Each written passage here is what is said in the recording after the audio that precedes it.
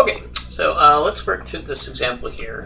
We've got a beam, an indeterminate beam problem. So essentially we got this beam here. It's got 3 supports. So 1 pin connection here, and then 2 roller connections here and here. Got a 100-pound load here, and we've got a distributed load of 10 pounds per inch here. So that's between a 15-inch span between these 2 supports. Another 15 inches from that support to the 100 pounds, and then another 15 inches to the final support here at D. Also got a circular cross section, so it's a rod, I guess, 1-inch diameter, A36 steel. Gives us an area of pi over 4 times 1 inch squared. So that gives us 0.385 inches squared is our area. We can also solve for I. So again, that'll be, in this situation, it'll be I, but the z-axis. Since, you know, if we're having vertical loads in the y-axis, and coming out here is the x-axis, then any bending that occurs is going to be about the z-axis. And we got an E of 39 times 10 to the 6 psi. So, and then Poisson's ratio 0.32. That's probably basically grabbing the various material properties that we might need. Anyway, so the I, calculate the I, 0.4909 inches to the 4th. And we want to determine the maximum average shear in the cross section, and then the maximum bending. I forgot to say stress. Bending stress. Stress magnitudes. So we can replace this with a free body diagram here. So we got our reactions at the supports. We've got the load, the 2 loads. So we need to kind of figure out how to go about this. So we know that we've got too many unknowns to really figure out what's going on here. We only got 3 equations. We've got 4 unknowns. AX is easy enough to find. That's going to be 0. But we're not quite sure what's going on with the distribution between AY, BY, and DY. So we're gonna go ahead and use the principle of superposition here. So basically, what we can do here is we need to figure out what a suitable compatibility condition is. So what we know about this is that the deflection at the supports is going to be 0. So deflection as a function of x is equal to 0 here, here, and here. So if we want to kind of look at this, what we can do is we can treat by as a redundant load. So not treated as a support, it's just another load. So we can remove that from the from the situation, and then essentially essentially what we're left with is a simple supported beam in 3 different loading conditions. So we'll have a simple supported beam that has a distributed load on this end. We'll have a simply supported beam that has a distributed load, that has a point load over here, and then we'll have a distributed load that has a positive point load right here. That'll be our BY. So we need to find out what the equations are that kind of describe this deflection. So again, we're not gonna be trying to derive those or anything like that. We'll look it up on a table. So I uploaded the formula sheets that includes beam bending kind of diagrams and formula from two different sources. One of them is Patel. So the Patel book has. Actually, I'll pull that up.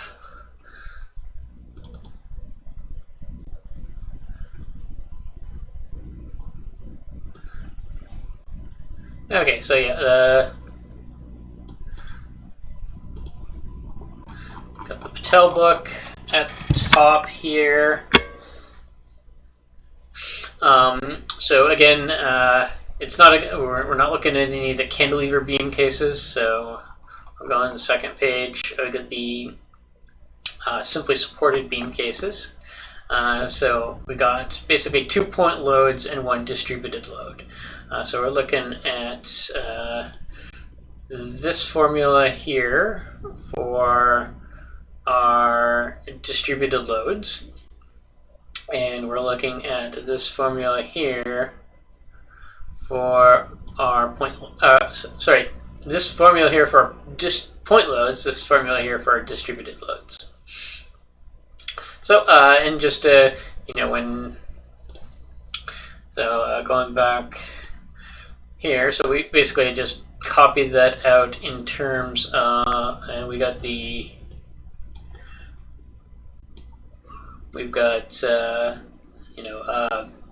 it also describes the geometry kind of in relation to what's going on here. So again, the distributed load here has a certain distance A, so it goes out to a certain point. So we got A, we got L, we got various L's.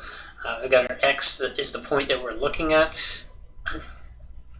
So that's the formula for our distributed load. So again, what the point that since the formula, the tables that we're looking at are for simply supported loads, we're already meeting the compatibility condition that the displacement of X is 0 at the ends. So we're not worried about this one, and we're not worried about this one, but we are still worried about this one. So that's going to be basically the X point that we use. So if we kind of go back to the formula here, we need to use they got two different formulas based upon where X is in relation to the point that we're looking at. So for the distributed load one, we could really use either of those formula because our X is equal to A at that point. So essentially, at X equal A, these two formula end up being the same thing. And yeah, those two formula end up being the same thing. I used the top one just because. And then for the point loads, I'm going to go ahead and use the top formula for both because we're looking at this point here, and we got one situation where the load's over here, and one situation where the load, the by is at the point. So we can use the same formula as long as we use we can use the same formula for both, because X is in that situation is always going to be less than or equal to the distance A. So kind of from our left end is the distance the distance from the left end to the point of application. So that's the formula we use right there. So transcribe those here. I also amended it in order to keep our sign convention that we're using for this course, where deflection in the negative direction is going to be negative. Deflection in the positive, upwards, going to be positive. A lot of the beam bending formulas kind of reverse that, but I like to be consistent. So we'll this one here is going to be causing a negative deflection, as is this one here, and then this one here with by is going to be causing a positive deflection.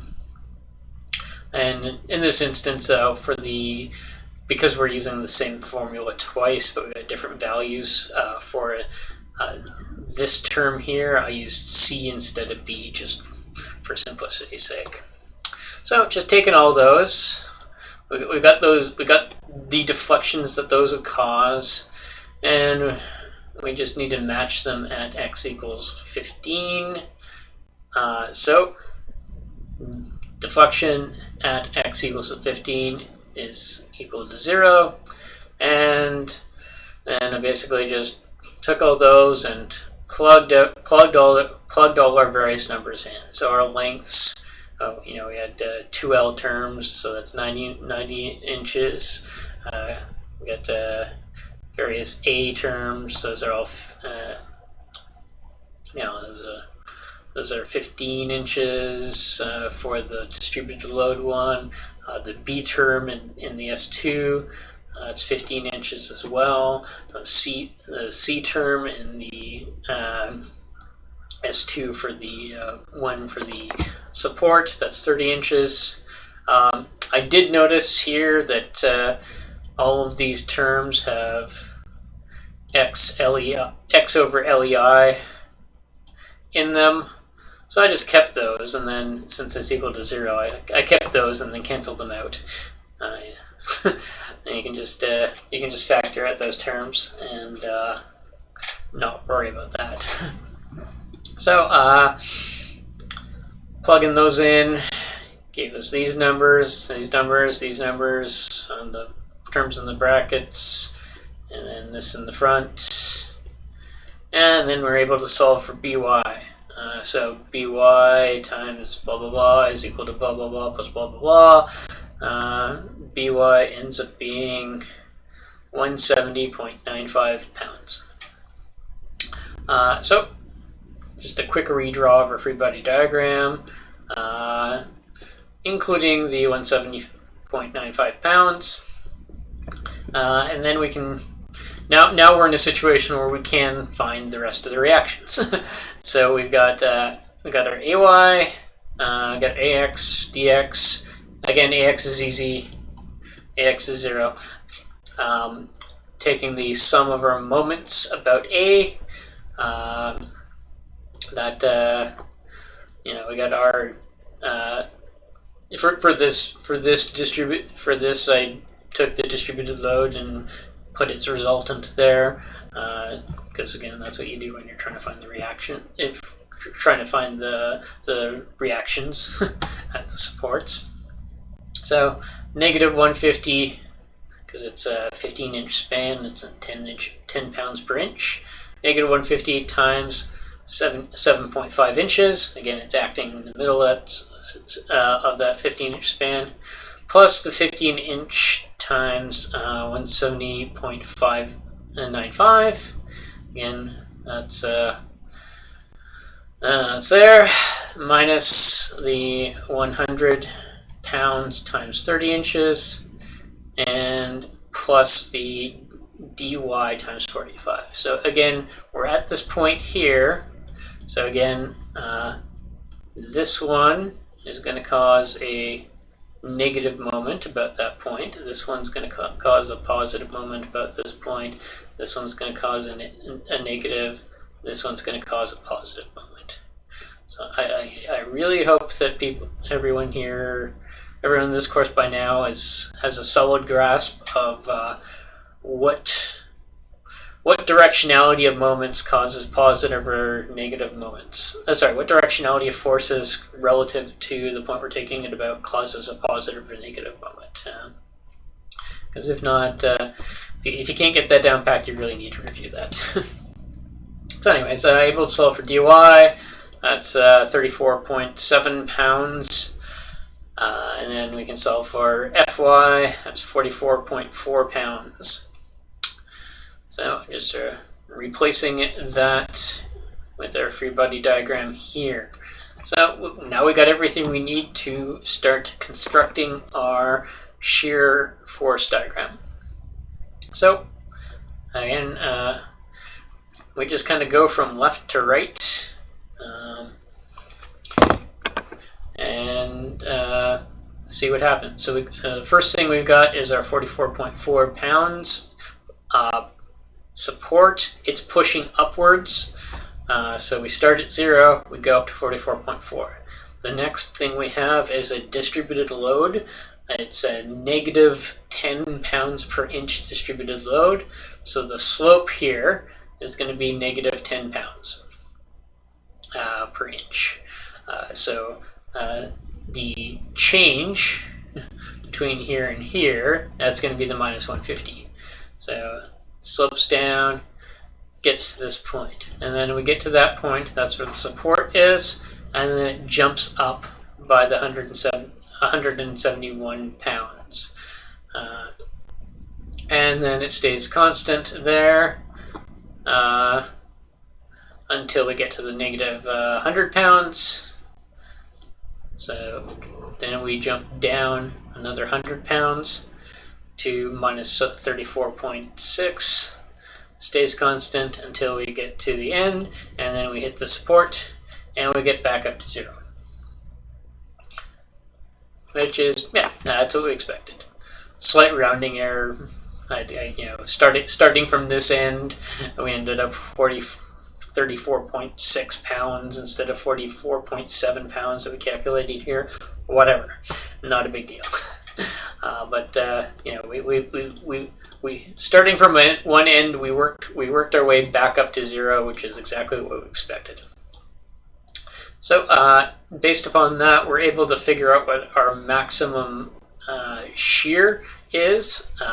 So again, the maximum magnitude of the shear is going to be based upon this load here. And then just divided by the cross-sectional area. So we get 130. The magnitude of that is 135 psi.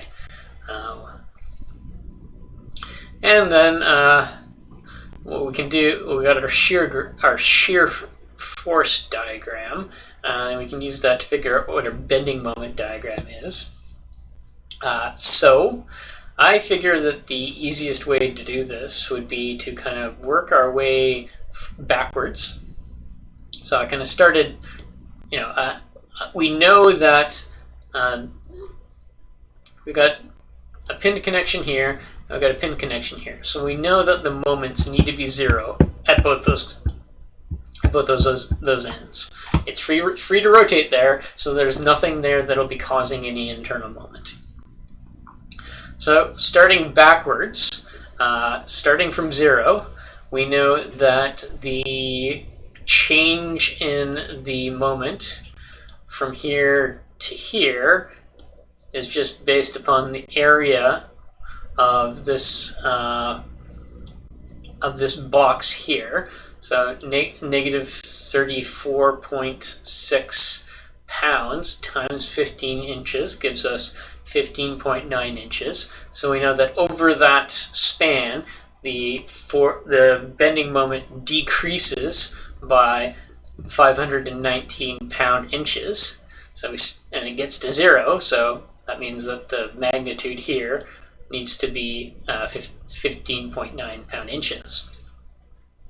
And then we know that, and we know that over this span, the change in the moment is equal to the area of this box here. So 75.4 pounds times 15 inches gives us a change of 462. Gives us more than a change of 462. It gives us 519. 65.4 times 15 inches. That gives us a change of 981 pound inches. So we know that it's increasing in that span. It's increasing up to 519. So if we want to figure out where we started at, 519 minus that change gives us minus 36.2 pound-inches. So that's the magnitude of our moment there. And then we know that in this section here, because it's because this is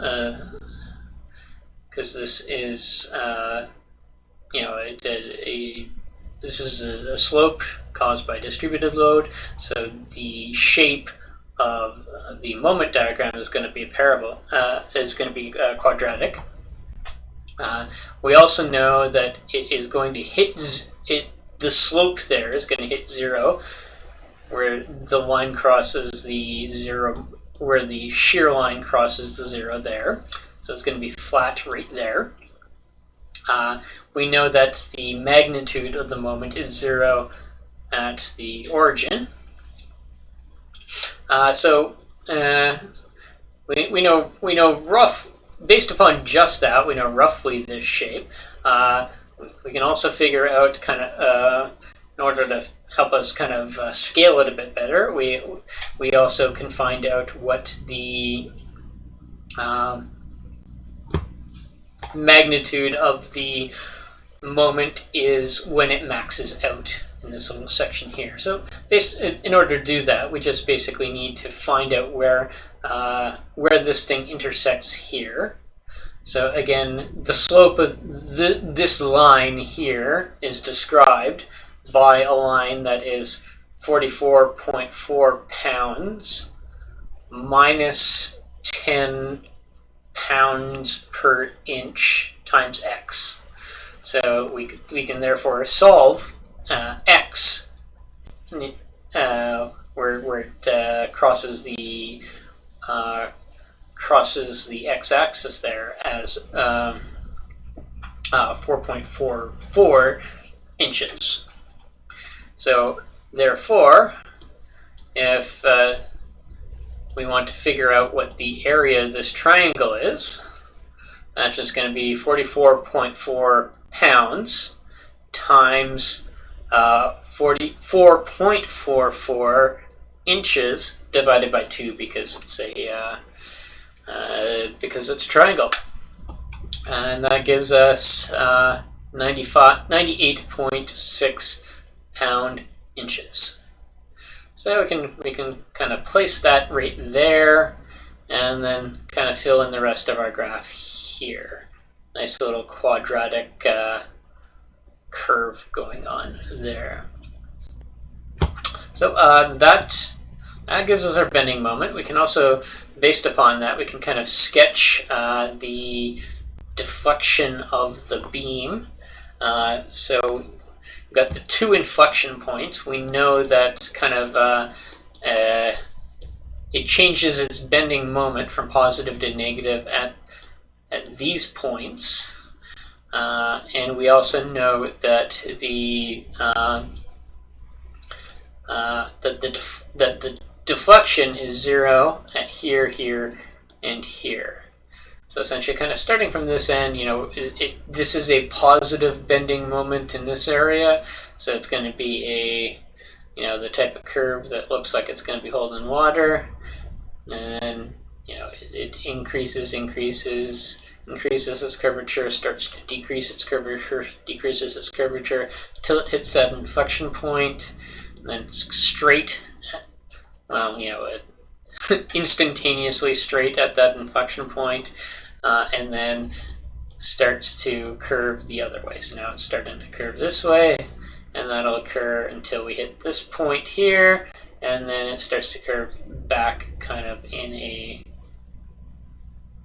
holding water form, versus from here to here. It's a smiley face here, frowny face in the middle there.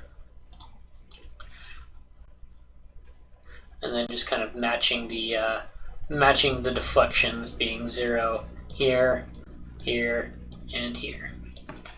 So again, that's a rough idea of what it is. If you really want to plot exactly what the deflection is, well, then you just need to plug these formula in and graph it for x. I'd already thrown the x's in here, so obviously you can just use this formula per se. But anyways, we weren't necessarily asked to do that, so we won't. But the bending stress that we're looking at, again, bending stress is given by the negative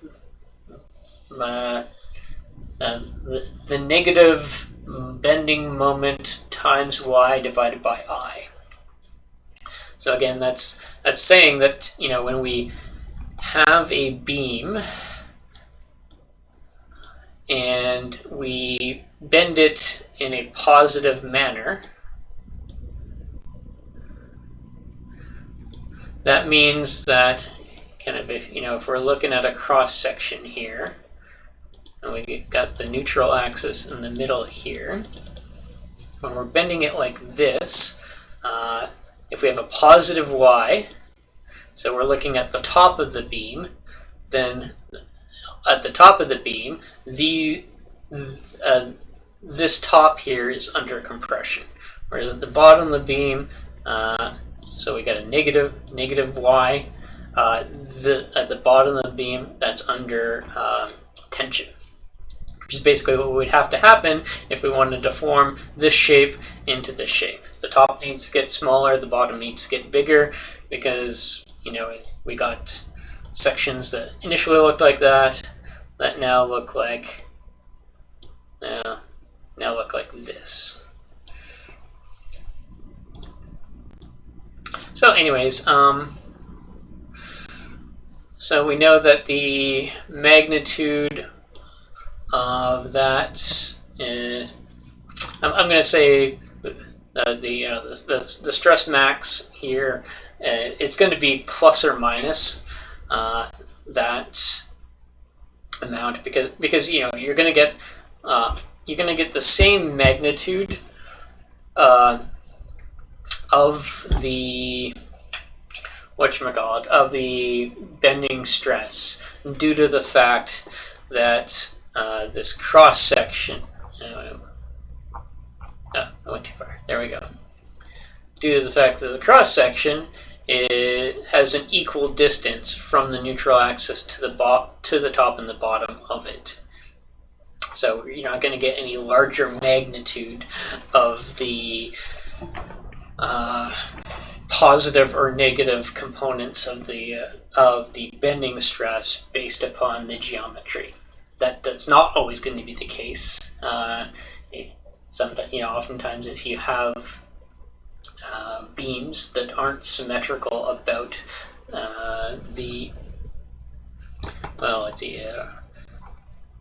if we're looking at it like this with this definition of x along that way, if they're not symmetrical about the z-axis, then oftentimes you can get different magnitudes for the maximum tensile and the maximum compressive stress.